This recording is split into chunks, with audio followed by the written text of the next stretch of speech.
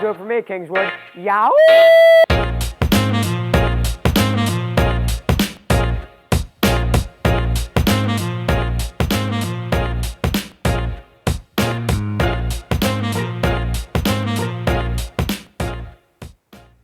Good morning, everyone, and welcome back to Get Real. I'm still your host, Elliot Giesler, and, well, Thanksgiving coming up, so that we all know that means the NFL season is finally starting to mean something. The NBA is finally starting to take some shape that is recognizable to what we think it might be. The World Cup's happening, so let's not waste any time and start right off with what we always start with, the NFL. Another 2 weeks have passed, another 2 weeks worth of events and injuries and touchdowns and field goals, so let's not waste any time and get started right in with the Eagles. So obviously they started off the season on an undefeated streak that looks like at a certain point it might not end, but unfortunately it did come to an end a couple of weeks ago against Washington on Monday Night Football. And then this past week they played the Colts. They won by a single point.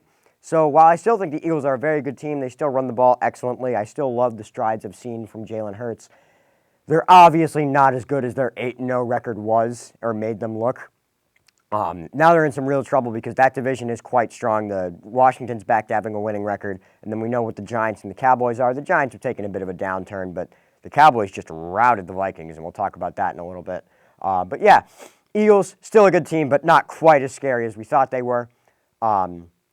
Next, the Bills' inconsistency is starting to set in. This is, again, something I talked about a few weeks back now, where it's just the Bills are so good, but they don't always play up to it, and it's so frustrating. I can't even imagine being a fan of this team. They lost against the Vikings in, quite frankly, embarrassing fashion. They had no right losing that game, yet they still did. And what's more than that, this past week, they had to move a home game to Detroit because Buffalo got hit with 6 feet of snow. I think it was 77 inches at the stadium. So I feel for them because that is truly a very hard thing to overcome, and they still managed to win the game, but I think that's going to have a really big effect on them psychologically, and for a team that's already as up and down as the Bills are, I can't imagine that's going to help them very much. Moving on, we're going to talk about the Vikings. We're going to start 2 weeks ago with the game against the Bills, like I was talking about, that they kind of won based on a little bit of luck, but also based off of this catch, if we can get it here, by Justin Jefferson. This might be one of the greatest catches I've ever seen. He goes up.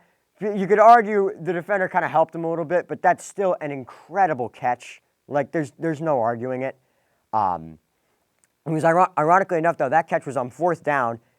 On that drive, they got down to the red zone. Then they get stopped. Then the Bills get the ball. They fumble. Vikings jump on it, get a touchdown. They force it to overtime, and they win the game. So while that catch did not lead to a scoring drive, it put them in a position for their defense to score, ironically enough.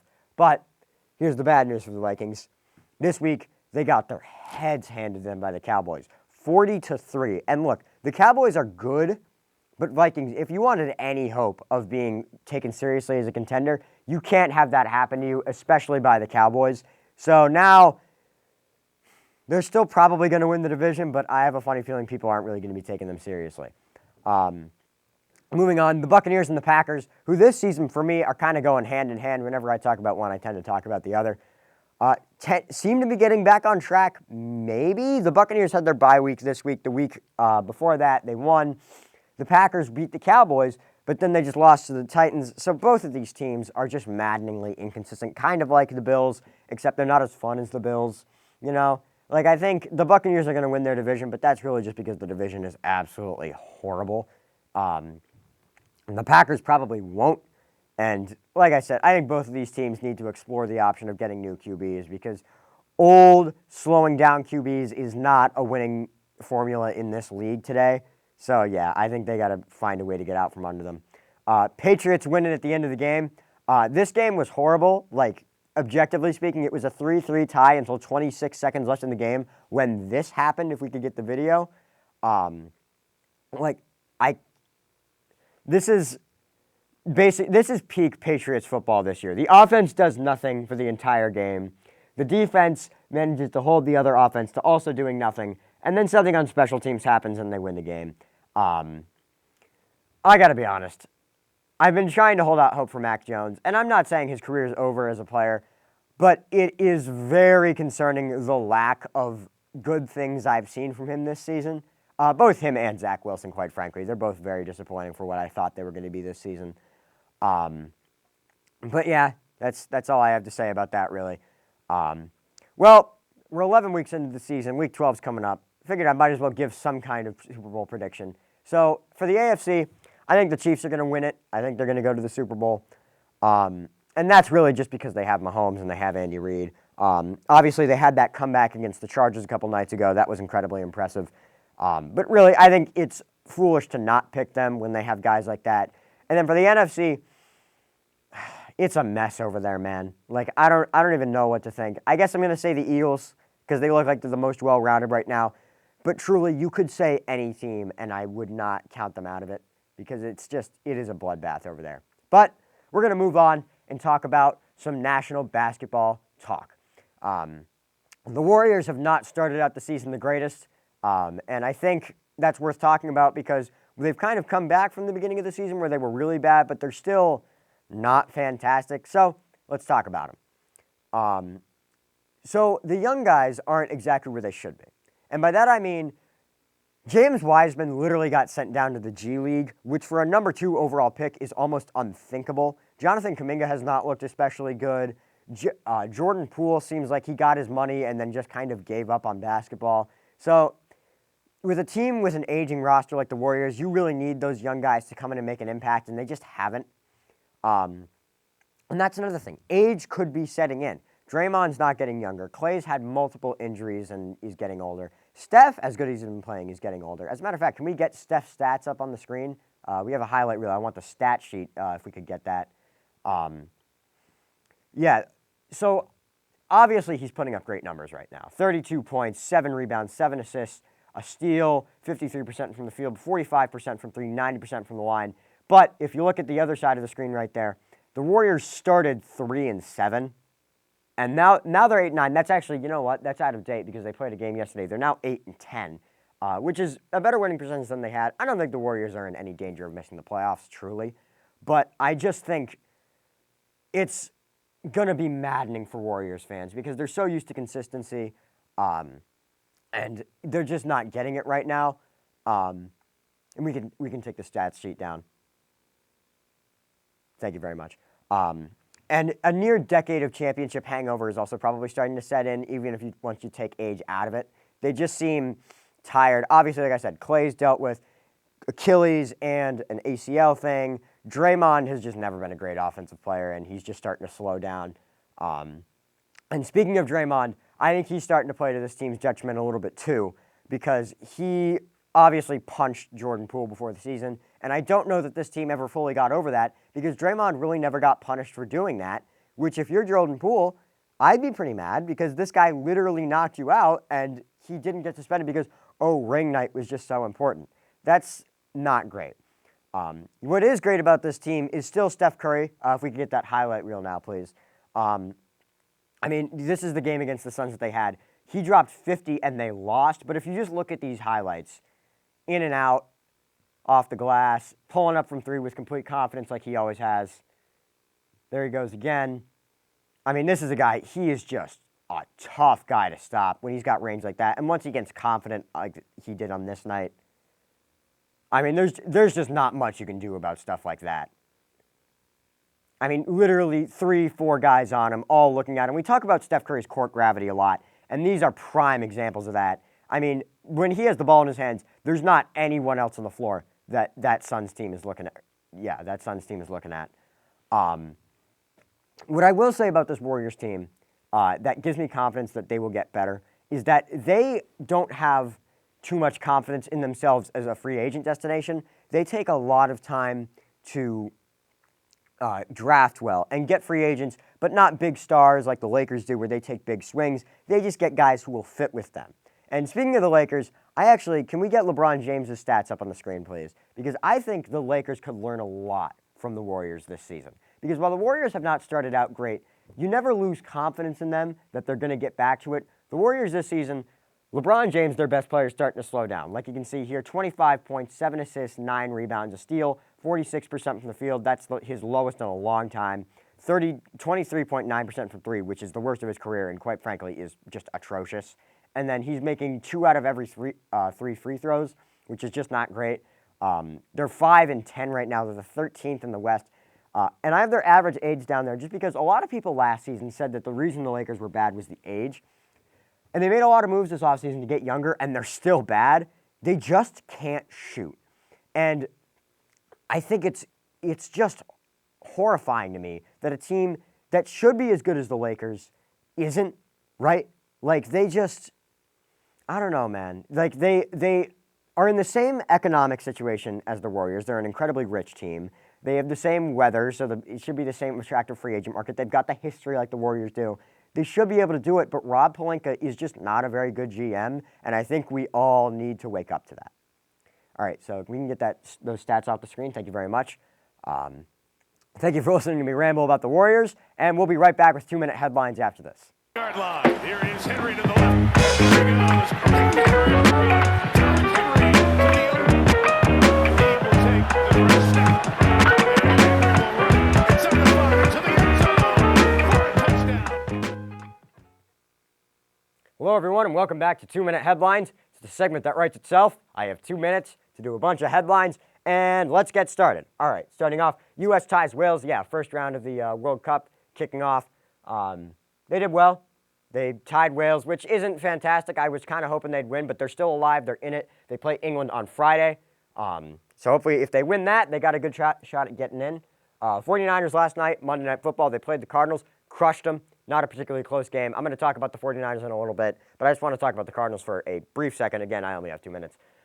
They're just bad. I don't know how you fix this. Kyler Murray should be better than he is right now. I think you need to get rid of the coach. I think there's a lot of things you need to change, but we'll talk about that at a later date.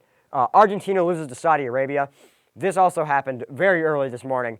I can't believe it. Truly, if you don't know that much about soccer, admittedly, I don't either, but Argentina should have beat Saudi Arabia handedly, and they didn't. This is just embarrassing if you're Argentina, because they're one of the best soccer countries in the world. They got all the great players. They got a history of winning. They got a bunch of great teams within their country they can pull from. Saudi Arabia is good at soccer, but, they can't. They shouldn't beat Argentina. Come on. Let's be honest with ourselves. And our final headline, Happy Thanksgiving.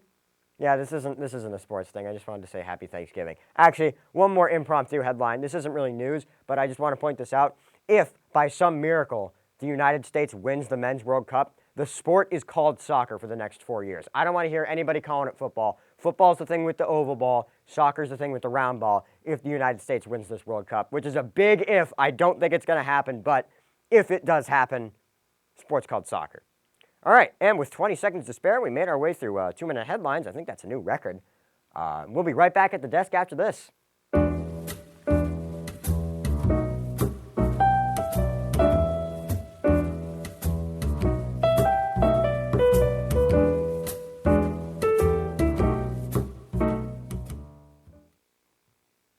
Now is the point in the show where I might usually talk about Kingswood Sports, but admittedly, there's just not much going on here right now. So let's get started with our final topic of the day, the San Francisco 49ers.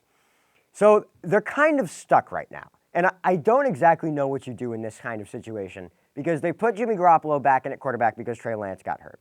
And they've been winning games. They won last night against the Cardinals, and I think they're second in their division now. They've actually, come to think of it, they might be first now, but that's besides the point. They're winning games, and they look really good. But the problem is, we know what the ceiling is with Jimmy Garoppolo. They went all in for this year by trading for Christian McCaffrey, which I think was a weird decision considering the guy who you wanted at quarterback is not playing. And admittedly, Trey Lance did not look great in those first couple games. But let's look at Jimmy Garoppolo in San Francisco for a second, if we could get those stats up on the screen. Because when you look at it, it looks great. With Jimmy G and Kyle Shanahan together, that bell, man, every episode.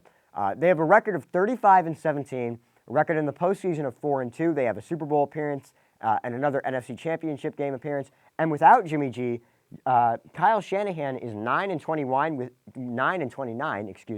with no postseason appearances. Here's the thing, though. If we could get Jimmy Garoppolo's playoff stats up on the screen, here's the thing. He's 2-2 in his last 4 playoff games with a 3-5 touchdown to interception ratio, only 188 yards per game, 59% completion, and a rating of 770.2. And if you remember those games, one of those games was the Super Bowl, where, quite frankly, he lost them the game by not making that throw to Emmanuel Sanders. I'm not saying it's an easy throw, but if you want to be the starting quarterback on an NFL contending team, you got to be able to make that throw, and he completely missed it. The Chiefs go on to win. And then he threw an interception, actually 2 interceptions in that NFC Championship game against the Rams, and that lost him the game. So, while Jimmy G looks great, like in the regular season, and he's had a couple playoff games where he didn't look bad, there's a definite ceiling with Jimmy Garoppolo, and I think the 49ers realize that, but they refuse to actually do anything about it because, again, they traded for Christian McCaffrey. They went pretty in on this season, and I don't really understand why. Now, one rumor that's been floating around is the possibility of Tom Brady coming to this team in the offseason. He seems disgruntled with the Buccaneers. People don't think he'd go back to the Patriots. The Niners seem like a prime spot because that's where his family is now that he's divorced from his wife, and obviously he's like living part-time with his kids. Here's the thing I'd say, though. Don't give up on Trey Lance like that easily because Trey Lance, he's not perfect. He's not, but he's young. You got to let him develop. Josh Allen took a couple years. Zach Wilson and Mac Jones are taking a couple years. Mahomes didn't play at all his first year, and he had to rev up coming into his second season. Every episode, man. Where he eventually won the MVP that year. So if you're the 49ers, I understand your hesitancy, but I wouldn't be too hesitant because Trey Lance has a lot of promise, and if you just give up on him this early on, I think you're going to be regretting that decision, especially if you go out and get a guy like Tom Brady, who maybe has 2 more years left in him, and then you're without a quarterback. And quite frankly, I don't even know getting Tom Brady, you probably won't win a Super Bowl because Tom Brady's starting to slow down, and there's a lot of good teams. Maybe you'll get to a Super Bowl, but whoever you go up against from the AFC is going to be a tough out. Here's another thing about this year. The division lineup for them has been a gift.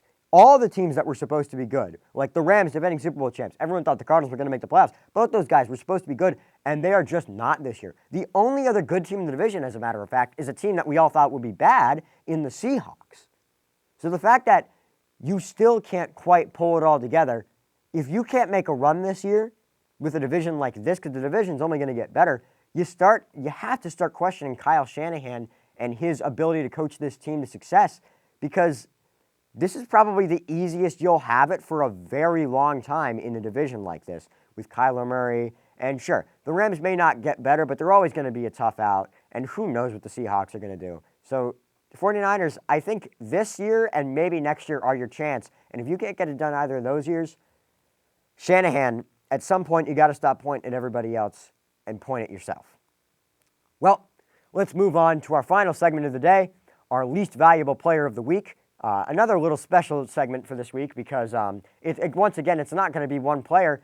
This week, excuse me, our least valuable player is the entire country of Qatar.